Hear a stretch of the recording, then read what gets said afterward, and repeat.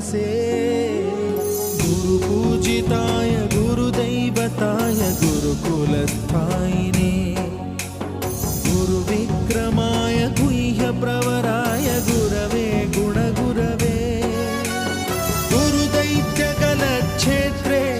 गुरुधर्मसदाराध्याय गुरुपुत्र परित्रात्रे गुरुपाखण्डखण्डकाय